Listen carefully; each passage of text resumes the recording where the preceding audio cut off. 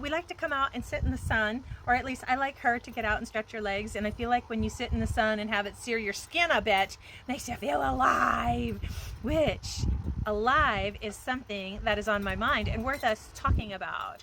So Alamo Drafthouse, have you been? Would you go? If you haven't been, you want to go. Let me trust you. They pioneered the whole recliner and food, see a movie experience. Now, Alamo Drafthouse was purchased by Sony Entertainment. There was a time where, early 1930s, I think it was, don't quote me on that there was legal action taken against people who created film from owning theaters. You're like, what about Disney? Disney owns the El Capitan. Somebody else owns the Egyptian. Here's the point. There was court order that the people who make the product can't be the ones who show the product, because then what would happen, we don't know if it would or it wouldn't, is that only Disney films would get shown in Disney theaters. So you see where that's going. So now they're streaming. That was so long ago when there was a lot of theaters. And then there was cable, and now there's streaming. And Sony buying the Alamo Drafthouse, I've got some notes here to share with you, I think is one of the best things to happen to film, especially independent film, because now you have a bigger player who can give support to the smaller films and share more screen time and actual screens. So I was looking at the numbers over the weekend, and one particularly has incredible box office, like back to what would be considered normal summer box office. But wait, that film was on nearly 5,000 screens nationwide, and most of the other films didn't even have 100 screens. So that means that there's 5,000 opportunities to sell a ticket versus 100 opportunities to sell a ticket. But I digress. I came on because I wanted to encourage you, ya little dreamer, you filmmaker, you actor, producer, director, editor, and you music, the people who write the scores and edit the audio. You know, audio doesn't lie, and it's very hard to fake audio. That's not the point here. The point is, I think it is a beautiful thing that the Alamo Drafthouse, I've been to the one in Austin, amazing, and it was bought by Sony Entertainment. And here's the thing, it gives access to resources and distributions. So get your hopes up, and don't just hope in one hand and wish in the other. Actually get to work and have product ready to go into production and sell. Next, it expands the audience reach. I got my notes right here, by the way. Expands the audience reach because now Sony's acquisition includes plans to expand its broader audience for independent films showcase. And since people know Alamo Drafthouse, think of it this way, and I don't mean this to be rude, it's just the truth. If you go to the independent film at the Alamo Drafthouse and you have a good meal and a good brew and you don't really like the film, you still had a good meal and a good brew, okay? And they serve other things too. There's innovation and this is reason number 3. This is such a good idea. Innovation and growth. Sony's focus on experimental initiatives such as Crunchyroll anime marathons and other unique film experiences. This aligns well with Alamo's innovative lead to new and creative ways to present independent films, offering filmmakers more opportunities to engage audiences in novel ways. Financial stability. The acquisition provides financial stability to Alamo Drafthouse. You know, they've faced challenges. They've faced bankruptcy before.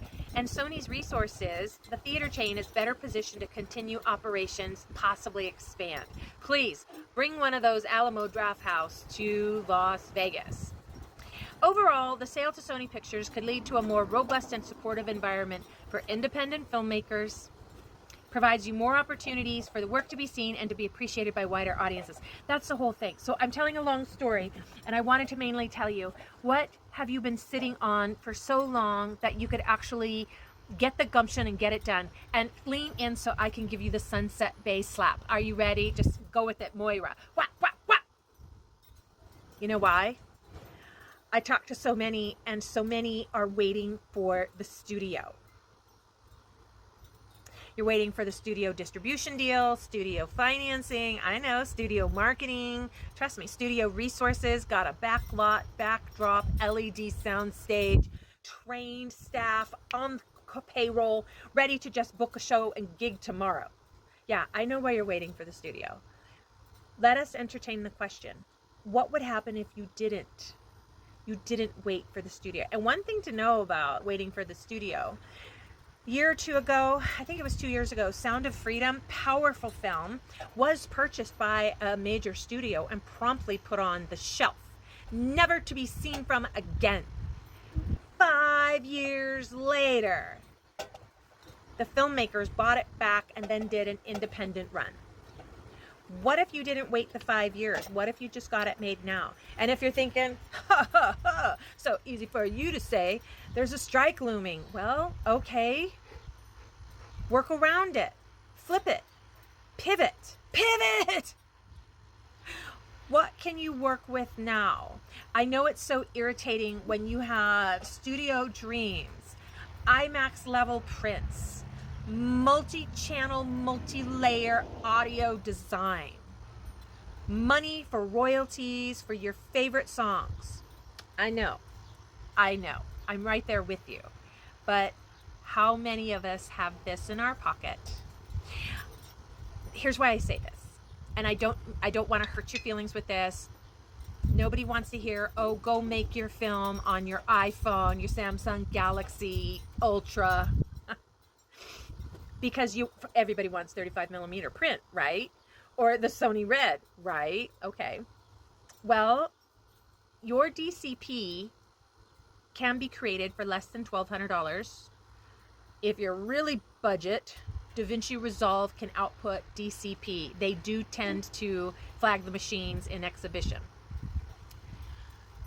What would it take? Storage. Let me just answer the question for you. It's like playing Johnny Carson. The answer is storage. What would it take to get the finance, to get the storage? Not, you're like, DIT cart? No. It helps to have the DIT cart. What would it take to get the storage to be able to shoot the product on your cell phones? Think of Napoleon Dynamite. 23-day shoot, begged, borrowed, stole to get it made, and it's a cult classic. Give me one of those tots, Napoleon. I guess this got really long. Oops, sorry.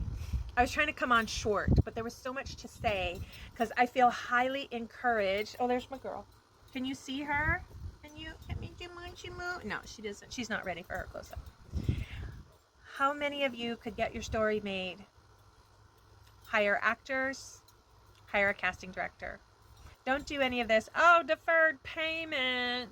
I say it in the sarcastic voice because nobody wants to be promised to be paid later. I would find a way to find something, some kind of somehow day rate. Because here's the thing.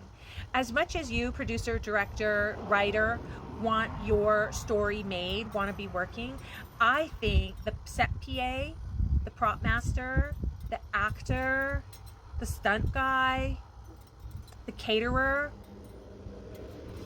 I think they want to be working too, even if it means the wages are low. At least you have something to show. At least you're exercising your skills. I just saw the time on this. I'm gonna go. I want you to tell me in the comments right now, what are you working on right now? What do you need to get the wheels moving? I'm like, I need a trebuchet to just launch. I need a trebuchet.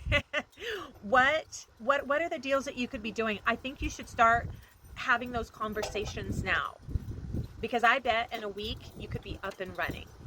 Tell me in the comments. I'm rooting for you.